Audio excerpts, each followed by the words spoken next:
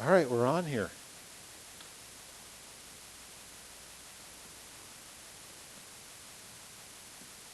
Again, if stress is setting in with the amount of work that's coming down, you're about to get another big open slot in a minute, and this lesson shouldn't blow your mind at all. Pretty straightforward stuff.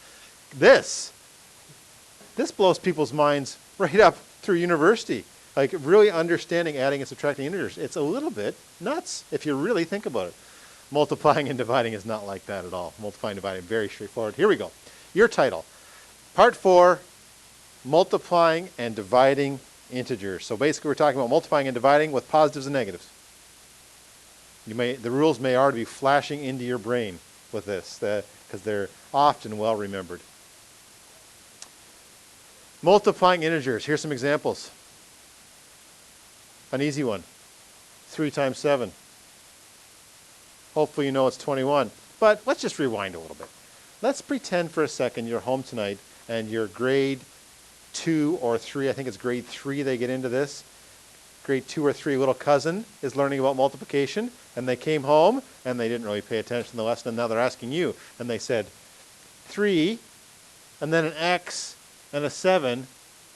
What does that mean? When you put an X there between two numbers like that, what is going on? What would you say to them? How would you try and explain what this symbol means? We don't need it for this one. I know you know it, but we need it to understand multiplying and dividing integers. What would you say? What's the perfect thing to say teaching this stuff? It's how it's taught all the time. It's perfect. It's the perfect analogy. You don't need all these crazy analogies for multiplication. 3 groups of 7. So, I know you know that, but just one more time, write it down for me beside this example, because it's going to help you understand all the rules for multiplying and dividing positive and negative integers. In fact, I'm 1/4 of the way done the ideas of this lesson. We've showed that a positive times a positive is a positive. We only got 3 more to go, and we're going to try and explain each version. Positive times a negative. Well, just as simple. Instead of thinking of 3 groups of positive 7, we're going to think of 3 groups of negative 7. Well, if you've got a negative 7, another pile of negative 7, another pile of negative 7, you can think of it like electrons.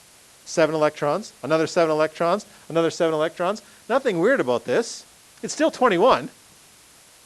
But now instead of protons like this one was, instead of positive things we're collecting negative things. So negative 21. And we're already halfway through the ideas of this lesson. A positive times a positive gives positive. Of course it does.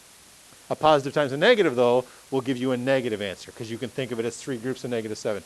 And you don't have to, in your homework, write 3 groups every time. But copy it down one more time, so that when you get to your homework, and if you're confused for a second, you can look back at this, because 3 groups of negative 7 is the perfect analogy. It's the perfect way to think about this, so that you know that positive times negative comes out to negative. This one's a little bit of trouble, a tiny, tiny bit of trouble, because if we use the same analogy, and I say out loud negative 3 groups of 7, it might be a little bit of a problem to think about what negative 3 groups would be. Some people are okay with that. They go, I get it. They're negative groups, so it's all going to be negative. And that's fine if you want to think of it that way. But there's another way to handle this situation so that we don't have to go through and don't have to think of it as negative groups. I'm going to think of a way to take this question and sort of change the way we think about it so that I can think of it as positive groups. Perfect. Multiplication is very friendly. You can multiply things either way around. That is, 5 times 8 is the same as 8 times 5. 2 times 10 is the same as 10 times 2. It's just turning your picture sideways, really, if you're drawing all those dots. You guys have to draw a lot of dots when you're in elementary, when you're doing multiplication to try and, maybe that's so long ago, grade 2, grade 3 probably. So this is also negative 21, and if you're having trouble thinking it through, just flip multiplication around and go, oh, I'm just going to do it in the other order. This means 7 groups of negative 3. In any real application of these numbers, it's always possible to think of it backwards like that.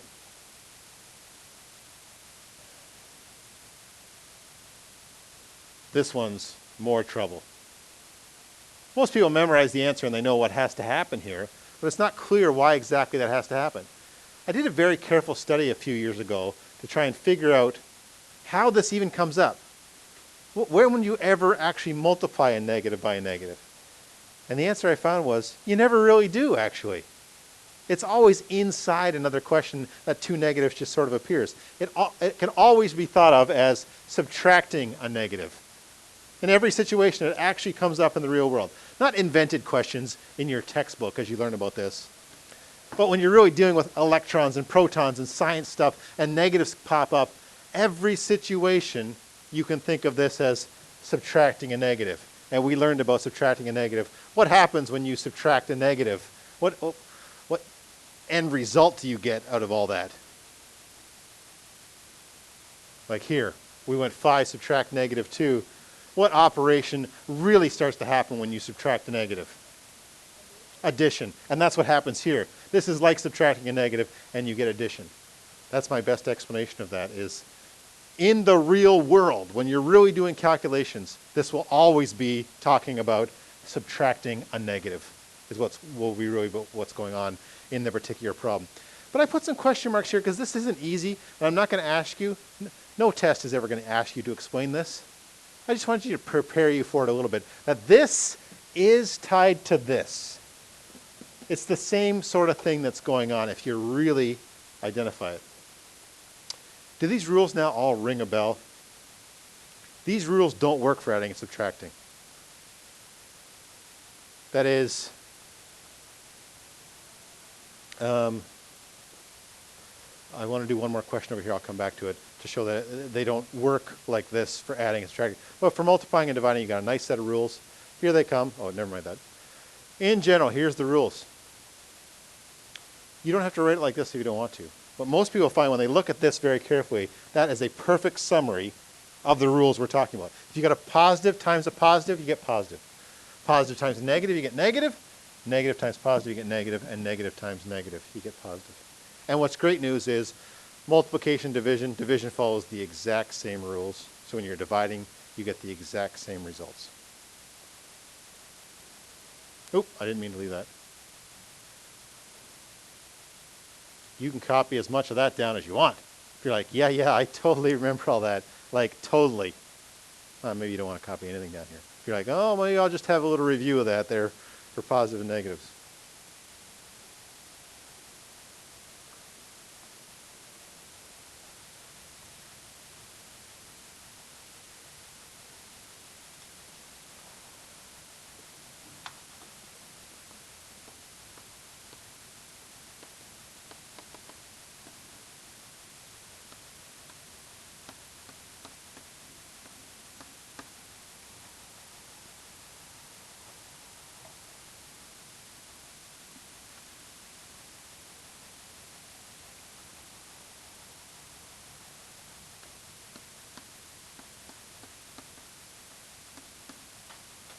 Okay, just to make sure you understand what the big deal about today is and why I'm separating these lessons up like this, let's talk about negative 2 plus negative 3.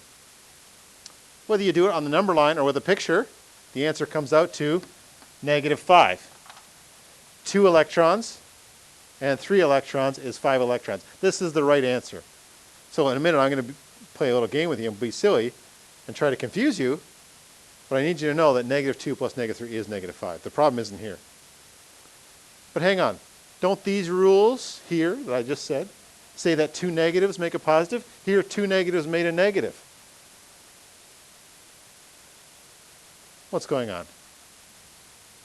2 negatives here make a negative.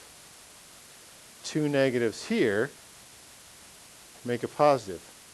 What's the difference? Because it's addition. Addition and subtraction actually are the more difficult operation. There's a lot more to it. Rules aren't just going to bail you out with positive and negatives. That's why I got you to draw the crazy pictures. Because the crazy pictures help you when things get a little messy. But for multiplying and dividing, life is easy. Multiplying and dividing are the easier operations. I know they have bigger numbers, more to memorize, but they're much simpler in their makeup. Yeah? So, 2 negatives make a positive is a rule when you're multiplying and dividing. It's not a rule outside of that. Yeah? Did I give you enough time to get that what you wanted out of there? More time? Who needs more time? Some examples. 8 times negative 3. Well, hopefully. I mean, I hope 8 times 3, the answer just pops in your head. If not, it is definitely time to get a little app for your phone and get your multiplication tables back up to speed, some little flashcards, and get your parents to work through them and get up to 9 times 9 back down. Hopefully this just pops in your head. 8 times 3 is 24. Yes? Hopefully we're all there. If not, get there. Will the answer be positive or negative here? Negative, okay? And that's just a matter of memorizing those rules. Or looking at this and going, oh, 8 groups of negatives, it's going to be negative. And that's all there is to this homework, actually. The page that goes with this. Negative 5 times 4. What's 5 times 4? 20. Answer will be positive or negative? Negative. Isn't multiplication nice? Compared to adding and subtracting with the crazy pictures, having to visualize anything, multiplication's so nice. Yeah? We'll do a bunch more. 3 times, oh, okay. Notice between here and here, I didn't really mention it, we got rid of this symbol. We really don't want that symbol. It looks like an X. And starting next chapter, no, in chapter 2, we're going to start using that as an X, and we want that to be an X, not multiply.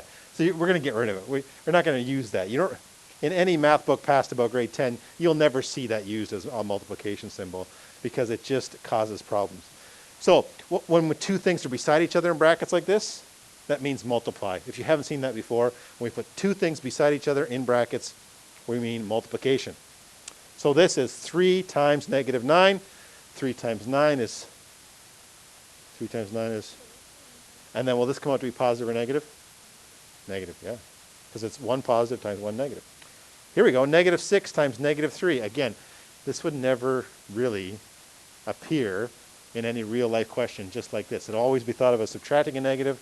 And so the negative 6 times negative 3, does it come out to be positive or negative? Positive this time, so positive 18. E. Negative 10 divided by 2. What's 10 divided by 2? 5, and negative and positive, so it comes out to be negative. So those rules are very handy. This homework probably will go very, very quickly. Use it to work on your multiplication tables a little bit. Don't just look at, if you get something like 4 times 8 and you go, ooh, I don't remember 4 times 8. Instead of just punching in your calculator, take a few minutes and go, let me just work on my 4 times 8 here a little bit. Let's get brushed back up here on this stuff. 24 divided by negative 6. Again, I hope 24 divided by 6 is a math fact that's in your brain. If not, let's work on them. Let's get them down pat. By the way, there's no test in this class where you're ever without your calculator. So when I say I want you to memorize them, so that you can be faster at math, not because you have to be able to do them in your head and on the test. 24 divided by 6 is 4. Positive, negative, negative. So it's so nice multiplying and dividing.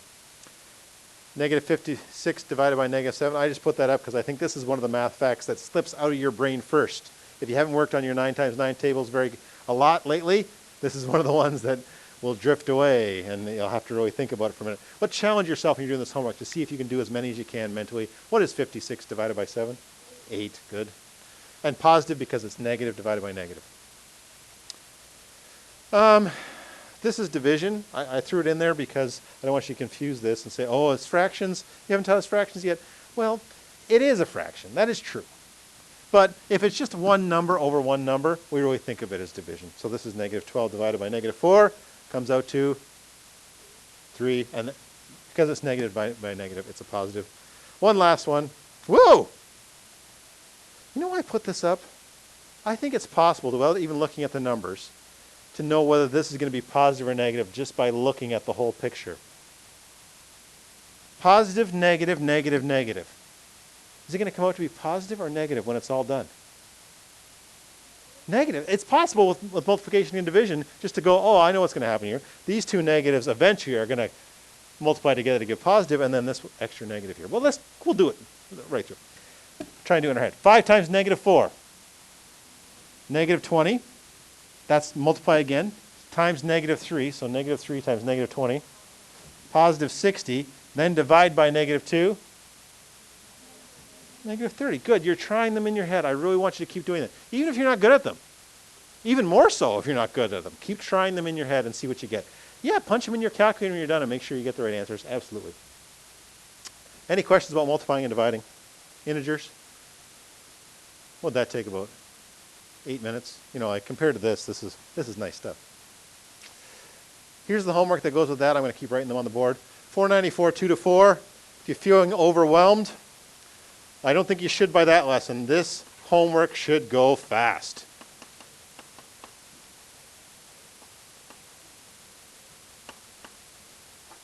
And the only thing I'm going to do here is going to feel like I'm teaching a new lesson. I'm not.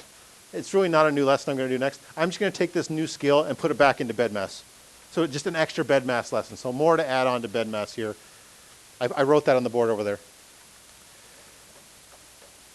Part 5, order of operations with integers.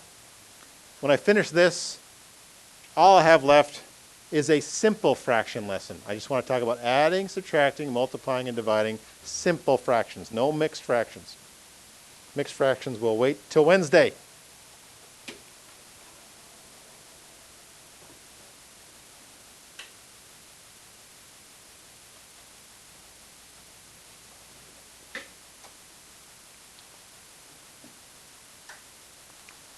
Check to see if anyone's texted or emailed me during this lesson. Ooh, 3 text messages. All grade 12. I'm glad I brought that up because you can see people, my students are used to just texting me whatever comes into their brain, whatever they want to talk about. So I won't answer them right now, but I will when you guys are working. Okay, so like I say, fancy title here, order of operations with integers, but all I'm going to do is take this new stuff that I've been doing, multiplying and dividing integers, and throw it back into bed mass questions again. More time on this title? You need more time on this title? Yeah, that's fine.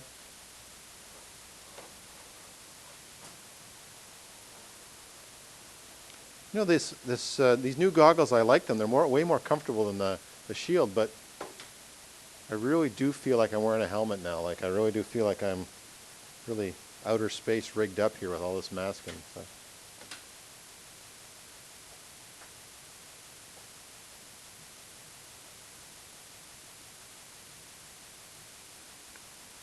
More time in the title here?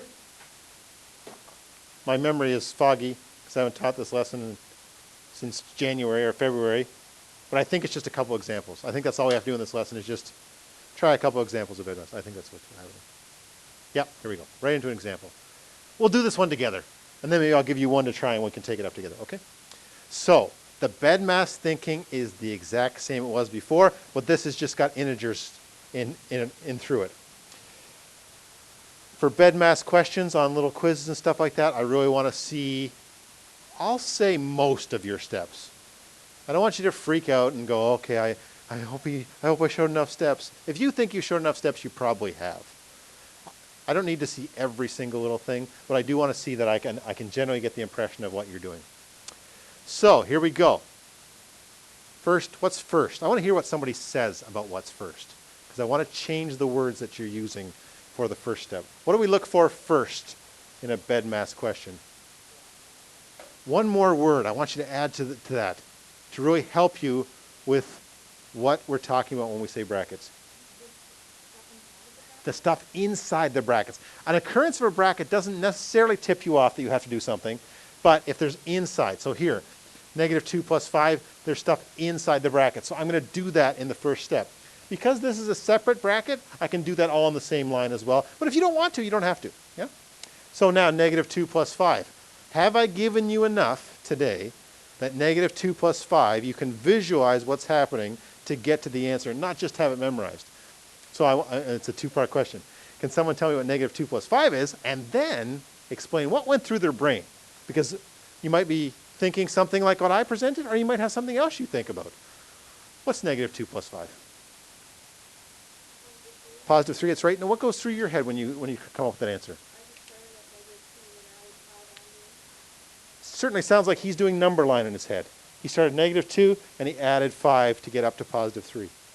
Does anyone visualize something else when they see -2 plus 5? Because there are other things you could visualize. Yeah, there are some situations where you don't need any of the fancy pictures. You can just switch the order of these things around and go 5 subtract 2, which is 3. That works as well. Yeah. If you were drawing that on the number line, you'd go 5 and you'd go left 2, which is very interesting that's interchangeable. Any other visualizations there? If you've got a visualization that works, it's good. That's one thing I want to get across today is there's lots of visualizations available. How about 4 plus negative 8? What does it come out to when you do 4 plus negative 8? Negative, say it again, what the answer? 12. Okay, so let's talk about 4 plus negative 8. Where do you start with this? 4, and then I've got to go left 8 from there. Let me draw it.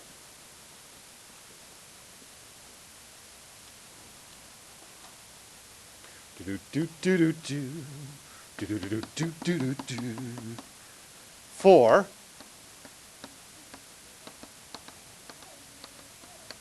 Good. Good. Now, a couple things. Do you see what I did there? Is I took her answer and I just started working with it. So you never have to feel like I'm going to belittle your answer. I'm just going to help out and give you the visualization you need. 4 plus negative 8. And we only met today, so I don't know her well enough to know exactly what went through her brain. But I suspect she's too good at these is what caused her problem. When it's adding integers, you've got to let your brain slow down a little bit because you might have been quizzed all these years. 4 and 8, 12. Your brain just screams 12, right, when you see the 4 and the 8. And you're so fast at them. It happens with exponents, too. Let me warn you about exponents. Here's a mistake AP students make all the time, and it doesn't happen to academic students as much. Last year, I taught a 9 AP class and a 9 academic class at the same time. And here's a question that more APs got wrong than academics. I put that on the test. And a whole load of APs, like about 7 people wrote, can you see what happened to the APs? They're so unbelievably fast and good at stuff. They just went 5 times 3, 15. They're so used to thinking like that because they're fast thinkers. There's times to slow your brain down where fast isn't your friend. Yeah? And so just make sure you read questions carefully. Because speed is almost never in life, actually, is speed helpful in math.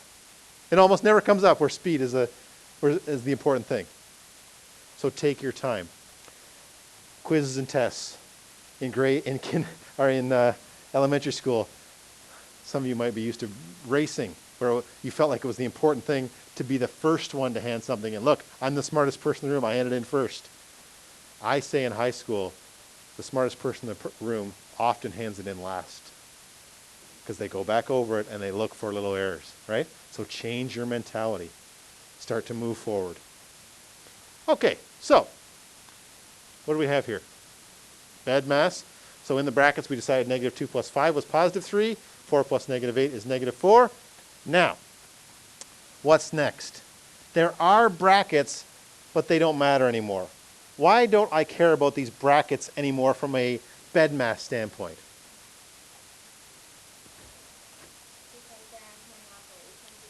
There's nothing inside anymore. So once there's nothing inside anymore, we don't worry about that anymore.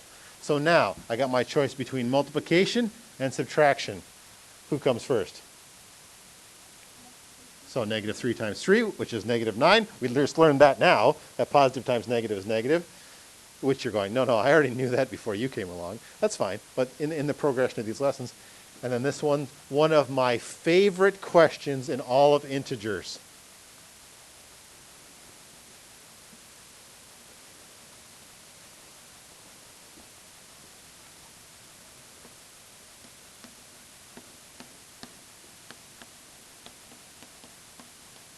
Let's just talk about this question, which looks like negatives everywhere, looks like a big mess. Let's talk about it using electrons, negatives.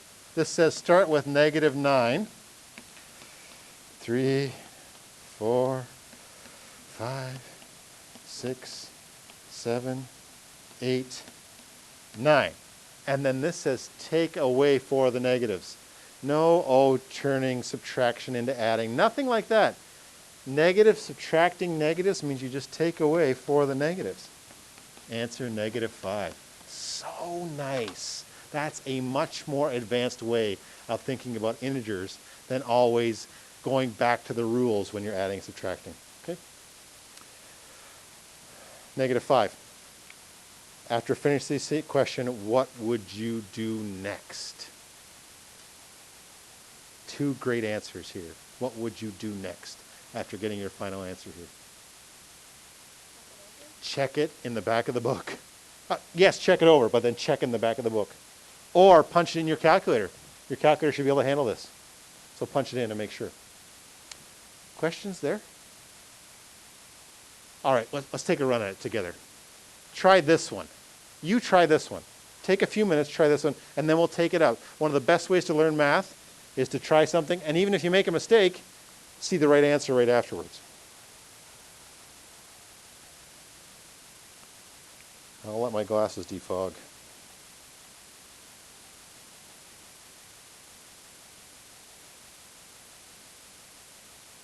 So I'm going to buy next 2 of those little mini battery-operated fans, one for each side of my face, and there'll just be fans blowing on my face all the time.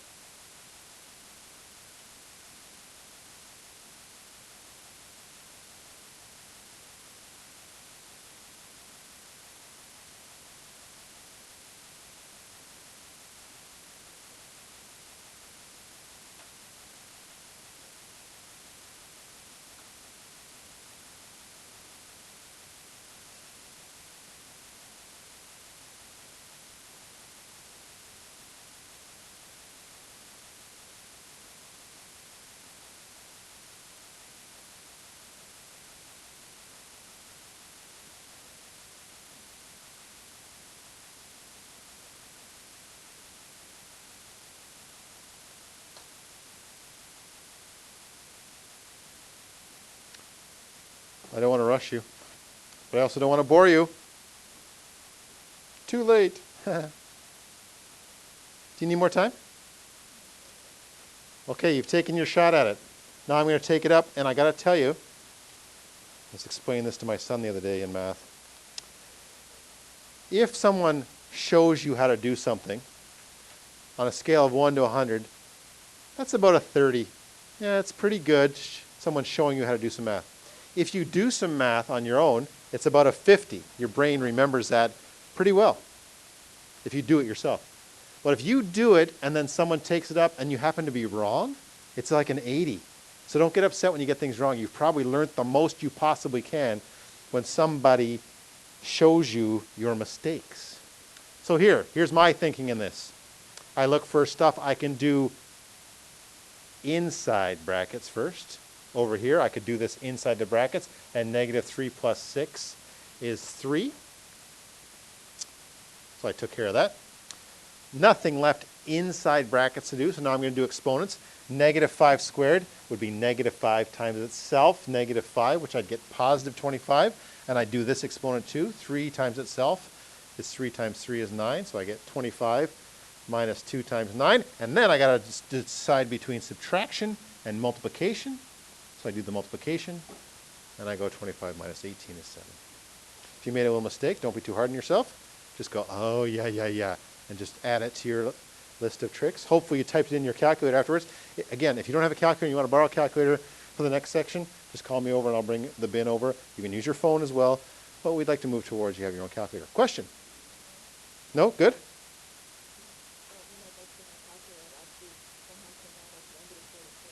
Okay, the calculator, you've got to be careful in your calculator. See this set of brackets around here? And I'm going to talk about this inside a lesson on Wednesday, is your calculator. Take a look at these two things. Negative 5 squared. That means negative 5 times negative 5. That means positive 25. Negative 5 squared, which some calculators when you type it in, you'll get this. That means negative 5 times 5, which is negative 25. So it matters if there's brackets around the negative or not. So just make sure when you type it in just like you see it. Okay? 495, number 1 and 2.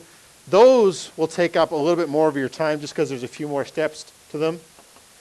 And what my plan is is now to give you 40 minutes of work time, then your 5-minute break till 1:45, and at 1:45 we'll do another survey to see if you're going to let me teach fractions at the end of the day or not. And by fractions I mean just 1/3, 2/5, nothing with compound or with mixed fractions, okay? We good?